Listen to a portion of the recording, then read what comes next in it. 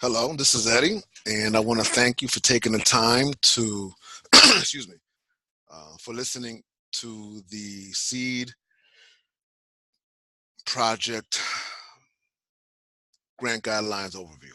So this is the first time I'm doing this, so there might be some gaps um, in my talking because I want to stay away from All right. So the Seed application is a two-tiered process, right? So the written application, the max score is 70. And the pitch, the max score is 30. In order to move on to the pitch from the written, the max written score has to be 40 or better. So anything under 40 does not move on to the pitch. There are two categories for seed. Unlike in the past where it was seed 1 and seed 2, seed 1 has been rebranded to seed growth, and seed 2 has been rebranded to seed project startup. Now, the seed growth is looking at existing nonprofit organizations with uh, with uh, with a social enterprise venture that they're already implementing. That they're not breaking even, but they are moving towards understanding the impact and looking to grow. Now, growth is relative to the organization. It can be purchasing a piece of equipment or inventory program or hiring an app developer to help them create an app if that's where they're going with it. Now, in the past, social enterprise ventures need to address a particular social issue, but not every social issue is addressable under social enterprise venture. And so you need to have an open mind and really see whether the growth approach makes sense. Now, this is not about expansion of a venture that's not really generating revenue. This is about and if they do, and let me rephrase that. So if an organization has a venture and they want to expand, then we need to know what that means. For example, if they're located in Union County but want to expand in Bergen County, this is not what this money is used for. Meaning they just want to create a satellite office in from Union County to Vineland somewhere so that they can replicate what they did in Union County. No, we want to grow the one venture to see and create a larger market share or purchase a piece of equipment that allows them to generate additional revenues to then provide additional services to the targeted population. All right, so that's seed growth capital. Now, seed startup, this seed startup in this application doesn't necessarily mean that they're actually startups. In essence, they are pre startups. They're at a stage where they're maybe have just thought about the idea. They haven't flushed it out. They have no market analysis. They just say, hey, I think this is a good idea. We think this might work. So when you're reading the startup applications, we need to understand that they really don't have a clue. And on paper, it may or may not make sense.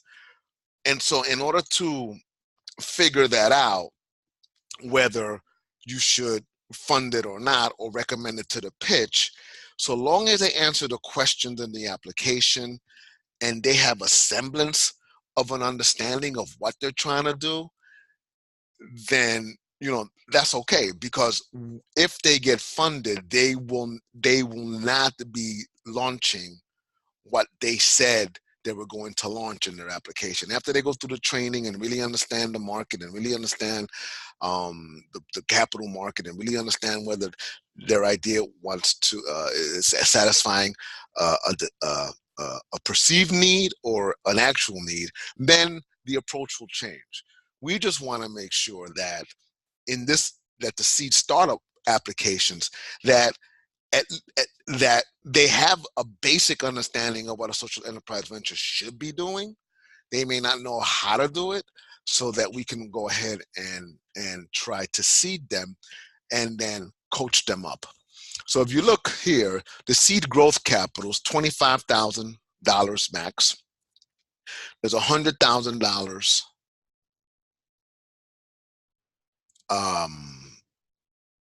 there's $100,000 total, and there's 10 applications. The seed startup, the request is $10,000. There's 7 applications, and we have $50,000. So you're going to have to, and we're not going to move people from growth to seed and from startup to growth. We're going to keep them in the categories that they apply to. All right. So the application requirements under executive summary: indicate the title of the project, indicate the amount that they're applying for, and what is the purpose of the social venture. You know, what issues are they addressing? Why are they addressing that particular issue? And why are they using a revenue generating model for growth? What does growth mean to them? For startup, it's why this particular issue and why this model in addressing this issue to generate revenue. For the venture concept, which is here, they both need to provide a history of the organization and what prompted it to develop a social enterprise venture. Either for the growth, what prompted it to develop the venture, and for the startup, what prompted it to come up with an idea so innovative that they couldn't do it the traditional nonprofit way. And then explain in detail how the purpose of the venture aligns with the mission of the organization for both. Description of the business, product, or service. Now for growth, they need to describe in detail the product or services that will be brought to market. Now, when we're talking about brought to market for the growth capital, they should have 2 markets. They should have a capital market and they should have a social market, because they can't sell the product or services to poor people. So that's the social market. So the capital market is the market that would be able to pay fair market rate for the product or service that they're bringing to market, and then the revenues generated from that approach then help them address the social issue to the social market. For the growth, for the startup capital, they're not going to have a clue of fully describing the product or service that they're bringing to market. If it makes sense somehow, if they're aligning the T's and the I's, but are not crossing the T's and dotting the I's, then we have to be a little open-minded. Remember the dog walking folks? Well, they're still doing their thing. Describe the strengths of the industry and the venture's competitors. So they both should be able to identify the industry that they want to get into and identify their competitor or the competitors in that market and who they're going to be competing with. Now, my experience is that the startup folks don't think they have any competitors because it's such a great idea. And we all know that's not accurate. So we have to help them massage because they don't really understand what they're doing. And I don't want you to coach. I don't want you to give participatory trophies and award somebody just because they submitted. I want you to dive into the application and really attack it. But if they touch on the industry but don't understand the competitors, you know, we have to think about that. So, and that section is 5 points. Social opportunity recognized. For both, describe the social issue that is being addressed, and they should both be able to do that. The second bullet is how will the venture help the organization address the social issue? And what are the specific ways that make the approach a socially entrepreneurial approach? They should both be able to answer those questions solidly. They should, except probably the startup folks, since this is pre-startup and they've never done anything like this, they'll probably sound more like a traditional nonprofit approach. And so we have to understand that they are at the pre-startup stage, and or they want to construct the Leasing Tower of Pisa and never built anything in their lives. So we have to try to figure that one out too. Business goals and objectives and social goals. So they should both describe their business goals and objectives for the venture. The startups should be projecting what they think their business goals and objectives might be. Social goals and objectives for the growth, they should be able to say, okay, if we achieve these business goals, then we will be able to address these social goals. They both should have uploaded 2 logic models, one for the business and one for the social approach. The business logic model and the social approach, you should bring them up and read them to make sure that what they're describing in the other sections aligns with the appropriate logic models. They need to define the market. Who comprises the market? They both should be able to do this. Who comprises the market that's requesting a social issue? So who is the targeted population that is being affected by the social issue? And does the approach that they're moving with resonate with that social market? They should be able to, at least the growth folks should be able to describe that piece.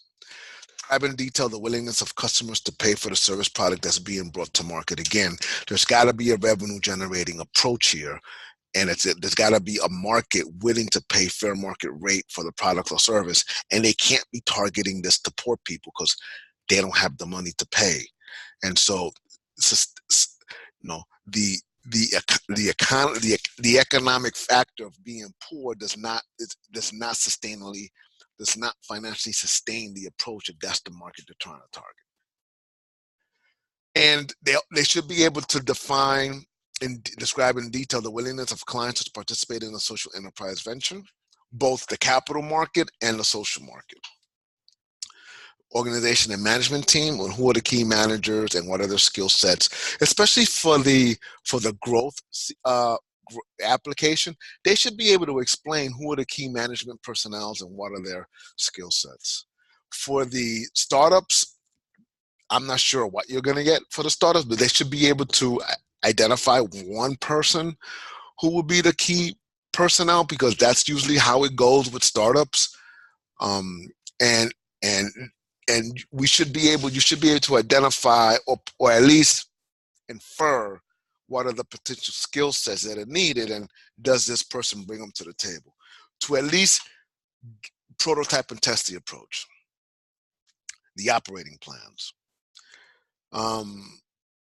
This is the detailed design of the social enterprise venture, the day-to-day operations of the venture for the growth. The startup folks may have a challenging time with this bullet, so they may not truly have thought out the day-to-day operations of the enterprise venture. But if there's a semblance of an understanding of what that day-to-day design might be, you want to keep that in mind. Describe the manufacturing process if applicable, and that's self-explanatory.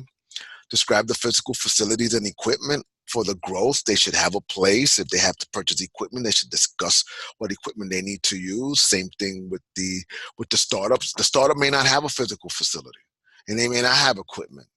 And so, they may say they have a physical facility and they may say they have equipment, but we have to take that with a grain of salt if they've never done anything like this before. And also, they should be able to describe any regulatory and or legal issues that must be addressed in order for the growth to gain a greater scale in the market, and in order for the startup to place themselves in a position to prototype and test the venture. For financing requirements, they must complete all the budget forms in Sage. They both need to upload a budget narrative, and a budget narrative should state, how did they get to the numbers that they got to in their budget.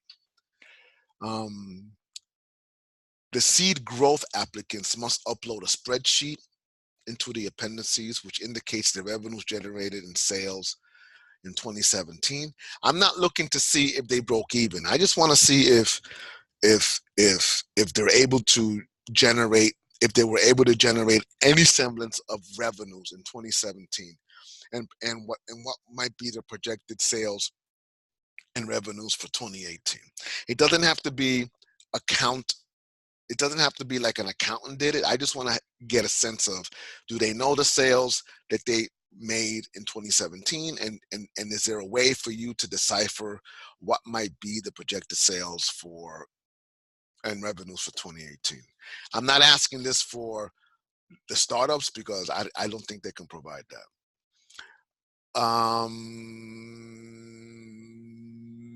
So under required appendices, I think the only thing you really need to pull out of that would be the logic models, the budget narratives, and the 3 letters of support from collaborating partners. So that's really it for the SEED grant guidelines overview. If you have any questions, don't hesitate to call me. Now, I know that you're scheduled for your deliberation on 6/7. If you guys want to schedule a video conference amongst yourselves to discuss your scores, so that on the 7th, when you do deliberate, that it's a seamless process moving forward. And on the 7th, you should have a list of folks that you want to move over to the pitch based on their scores in the application, which should be a 49 or higher. So on the 7th, when you deliberate, at the end of your deliberation, we should get, all right, these are the growth applicants that we want to see at the pitch. They scored a 49 or better. These are the startup folks that we want to see at the pitch. They scored a 49 or better. If you got any questions, give me a call, give Kaisha a call, and you have our numbers. All right, thanks a lot. Talk to you later. Bye.